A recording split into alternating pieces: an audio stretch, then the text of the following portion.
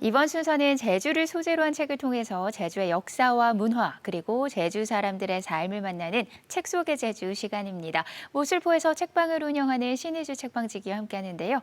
이번 달에는 여름방학, 아이와 함께하는 제주의 재발견이라는 주제로 책들을 만나보고 있습니다. 오늘 소개해 주실 책 만나볼까요? 네, 7월에는 우리 아이들과 함께 제주 곳곳을 여행을 하면서 제주에 대해서 새로운 점 또는 이 흥미로운 점을 발견하면 좋을 것 같아서요. 제주의 자연과 또 문화 등을 우리 아이들의 시선에서 이 눈높이에 맞게 쓴 책들을 소개해 볼까 합니다. 지난 시간에는 제주의 어린이들과 그리고 권윤덕 작가가 함께 쓰고 펴낸 책이죠. 그림책 파랑을 조금 더 가지고 싶어요를 소개해드렸는데요. 오늘은요, 아주 말랑말랑한 동시집 한 권을 가지고 왔습니다. 바로 제주 시인인 현택훈 시인이 펴낸 동시집 두점박이 사슴벌레 집에 가면이라는 책을 가지고 왔습니다. 네, 현택훈 시인 책 속의 제주에서도 소개드린 여행 인문지리서 제주 북쪽을 통해서 만났던 작가잖아요. 이번에는 동시집을 통해서 만나게 되네요. 네, 맞습니다. 그 제주 시인을 대표하는 인물 중에 또 한 사람이기도 하죠. 현택훈 시인이 생애 처음으로 펴낸 동시집 두점박이 사슴벌레 집에 가면은요, 이 아이의 시선에서 바라본 제주의 곶자왈 생태계에 대한 이야기가 잘 전달되는 그런 동시집입니다. 읽고 있으면요, 정말 마음이 말랑말랑해지거든요. 네, 현택훈 시인 부드럽고 서정적이면서도 세심하고 힘 있는 문체로 이야기를 풀어가는 작가로 잘 알려져 있습니다. 어떤 작품들을 쓰셨나요? 네, 현택훈 시인은요, 이 제주 출생으로서 아주 다양한 문학 작품을 그런 활동을 펼치고 있는 시인이기도 합니다. 이 우당 도서관에서 시집을 읽으면서 시인을 꿈꿨다고 본인을 소개하곤 하는데요. 제주 북쪽에서 태어나서 제주말로 시를 짓고 있다고 합니다. 쓴 책으로는요, 사삼으로 사라진 곳이자 또 유년 시절의 추억이 담긴 마을에 대한 시 이 고늘동으로요, 사삼 평화문학상을 수상했고요. 또 시집 지구 레코드, 남방 큰 돌고래, 난 아무 곳에도 가지 않아요. 또 이제 산문집도 있는데요. 이 기억에서 들리는 소리는 녹슬지 않는다. 제주어 마음사전 등을 펼쳐냈습니다. 네, 제주와 관련된 다양한 문학 작품들을 선보이고 있는 작가입니다. 이번 동시집 제주 곶자왈을 배경으로 하고 있다고 하셨죠? 네, 맞습니다. 현택훈 시인은요, 이 곶자왈에 자생하는 아주 다양한 동식물들의 이야기를 이 책을 통해서 잘 전달하고 있는데요. 이 곶자왈에서 자생하는 식물이나 또는 곤충들, 그리고 동물뿐만 아니라 우리 눈에 잘 보이지 않는 아주 작은 존재들까지도 포착해서 동시로 담아내고 있습니다. 이렇게 작은 생명 하나하나를 놓치지 않고요. 모두가 우리 곁에 늘 있는 이 친구라는 존재로 시선을 둠으로써 이 생태계에 대한 다양성을 이해하고 또 존중하게 되는 마음을 가지게 해주는 그런 동시집입니다. 제주 허파인 곶자왈에는 정말 무수한 생명들이 있죠. 이 동시집은 곶자왈을 어떤 이야기로 담아내고 있나요? 네, 이 동시 제목만 봐도요, 시인이 어떤 이야기를 할지 예감이 이렇게 딱 오긴 하는데요. 비파나무 편지, 비 오는 날, 산개 벚나무, 귀뚜라미, 초록색 나뭇잎을 비늘처럼 매달고, 너의 이름은 은하수를 끌어당기는 한라산, 두점박이 사슴벌레 집에 가면 등 총 57편에 달하는 동시와 함께 곶자왈에 두점박이 사슴벌레가 살아요라는 한 편의 짧은 산문으로 이루어진 책입니다. 동시집을 따라가다 보면 제주의 경이롭고도 환상적인 풍경들 다채롭게 만나볼 수 있을 것 같습니다. 네, 인상 깊었던 몇 편을 짧게 소개해 주시면 좋을 것 같아요. 네, 이 책 제목이 두점박이 사슴벌레 집에 가면이잖아요. 네.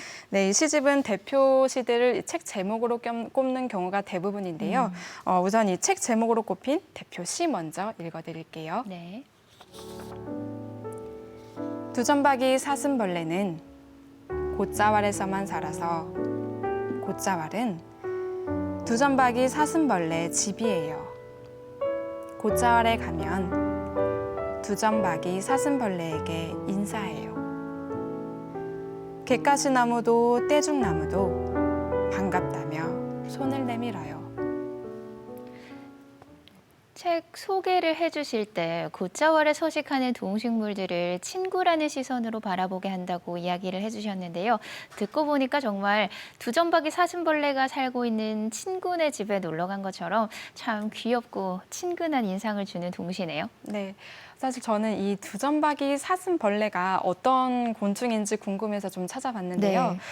한국, 또 몽골, 타이완, 대만, 네팔, 이 중국 등지에서 자라는 이 사슴벌레의 한 종류라고 합니다.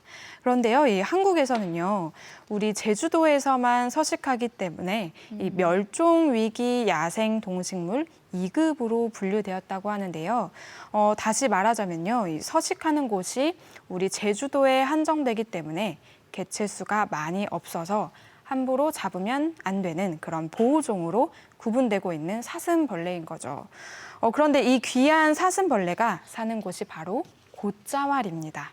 세계에서 유일하게 열대 북방 한계 식물과 또 한대 남방 한계 식물이 공존하는 제주도의 독특한 숲 또는 지형을 바로 이제 곶자왈이라고 하죠. 이 귀한 종이 살고 있는 이 우리 곶자왈의 소중함을 다시 한 번 더 깨닫게 하는 그런 시가 아닌가 싶습니다. 동시를 들으니까 곶자왈의 경이롭고 환상적인 풍경들이 떠오르면서 곶자왈에 가보고 싶다는 생각이 드네요. 또 다음 시도 소개해 주시죠. 네, 이번에는요, 이 곶자왈에 자생하고 있는 또 다른 친구입니다. 바로 제주 도롱뇽에 대한 동시인데요. 짧게 읽어드릴게요. 나보고 예민하다고 말하는데 그건 날 잘 모르고 그런 거예요. 난 매일 물에서 노는데 물 온도가 조금만 달라져도 느낄 수 있는 그게 무슨 예민한 건가요? 나뭇잎이 마르면 젖은 나뭇잎을 찾아 떠나고 햇살 따가우면 돌멩이 밑에서 낮잠 자요. 비바람 치면 모래 속에 들어가요. 이 정도가 예민한 건가요? 나보고 예민하다고 말하는데 난 하나도 예민하지 않거든요. 나보고 그런 말 하는 걸 이해할 수 없어. 아침부터 물웅덩이에서 꼼짝도 하지 않고 있어요. 난 예민하지 않아요. 마치 도롱뇽이 직접 말하는 것 같아서 참 귀엽네요. 네, 저도 너무 귀여워서 이 시를 10번도 넘게 읽어본 것 같은데요. 처음에는 이 도롱뇽이 항변하는 듯한 그런 모습이 상상이 가서 정말 귀여웠다가요. 나중에는 좀 궁금해지기도 합니다. 실제로 이 제주 도롱뇽은요, 이 작은 변화에도 아주 민감한 생물로 취급되어 왔는데요. 이렇게 민감하기 때문에 환경 지표종으로 손꼽히는 생물이기도 합니다. 그래서 이 기후변화로 인해서 생태계가 이 변하는 모습을 우리 과학적으로 연구할 때도 이 지표종으로서 역할을 할 만큼 아주 예민하다고 하는 건데요. 시인이 보기에는 이 도롱뇽은 그저 자기가 늘 살아왔던 곳에서 살고 있는 도롱뇽일 뿐 누가 예민하다, 섬세하다 하는 건 우리 인간들이 자로 재는 판단에 불과하다고 느낀 것 같습니다. 또 다른 의미로 생각을 해보면요. 도롱뇽은 늘 비슷한 환경에서만 서식하는 그런 생물종인데요. 그런 환경을 자꾸 변하게 하는 것이 결국은 인간이라는 점을 느낄 수가 있습니다. 제주 도롱뇽의 움직임을 자세히 관찰해서 동시로 풀어낸 시인의 감성이 그려집니다. 또 다른 시도 한 편 소개해 주시죠. 네, 이 책에 실린 동시들의 그 배경이 전부 다 곶자왈인데요. 이 책 뒤편에 실린 곶자왈이라는 동시를 한 편 읊어드리고 싶습니다. 이 시를 한 편 다 낭독을 해드리고 싶지만요. 시간이 좀 짧은 관계로 압축해서 축약해서 읽어드릴게요. 네. 빛은 나무를 타고 들어와 물방울 같은 열매로 떨어지지. 구실 잡밥나무 열매를 봐. 초록색 빛깔로 가득 찬 미술관에 오신 걸 환영합니다. 다른 이야기가 아니야. 원래부터 그랬단 말이지. 세상이 낯선 나뭇잎들이 수렁거리는 소리가 들려. 이곳에서는 음악도 필요 없어. 이끼들도 노래를 하는 걸. 이곳은 어쩌면 너의 마음이야. 난 언제부턴가 내 마음에 들어와 있으니까. 나무가 문이고, 나무가 창문이고, 나무가 계단인 집. 많은 일들이 있었어. 모르는 게 많아서 많은 일들이 생길 거야. 바람이 불다가도 아무리 생각해도 빛은 연두색이다. 후박나무 잎만 봐도 그래. 이곳에서 반딧불이가 어둠을 마시며 살고 있다. 두점박이 사슴벌레도 너무 밝은 건 좋아하지 않는다. 복숭아뼈 밑에서 바람이 불고 비가 내린다. 너는 아직 오지 않았다. 그렇다고 내가 정류장에서 머뭇거린 건 일기장에도 쓰지 않을게. 구름이 군락 위에서 꽃을 피우고 버스는 아침 7시 43분에서 1분도 기다려주지 않더라니까. 이곳에서는 늘 여름방학 같아. 혜림이는 여름방학에만 키가 자라고 나무들에게 여름방학은 꽤 길다.